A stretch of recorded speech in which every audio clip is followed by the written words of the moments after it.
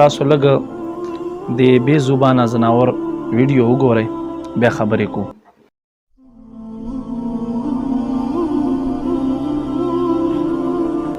تاسو وکتل په دې ویډیو کې چې اوښ دی عقل نه لري خو شعور خو لري که نه پوهیږي الله بدن ورکړی دی خوږ هم لري په دې باندې پوهیږي. نو لہذا ای زما مسلمانانو وروڼو ګورئ کله هم چې قرباني کوئ نو داسې ځای کې کوئ چې یو ځناور تاسو حلالوئ که اوښ نهر کوئ یا میخه یا غوا یا بیزه یا چیلی مقصد تاسو حلالوئ نو نورو تر مخې مه حلالوئ. ولې چې دوی ګوري دومره خو په دې باندې پوهیږي هغه وینه چې تویږي هغه چې کومې سختیانې کوي نو دی په خپل ځان باندې یریږي.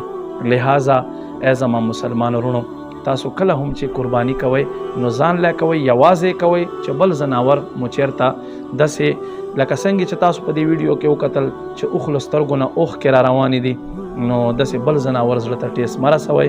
او دا ویډیو مخکې در سره شیر کړئ چې مسلمانو ته اختر ورځې دي زمونږ دا پیغام ورسي او هغه هم په دې نبی پاک صلی الله علیه و آله وسلم په حدیث باندې عمل وکړي.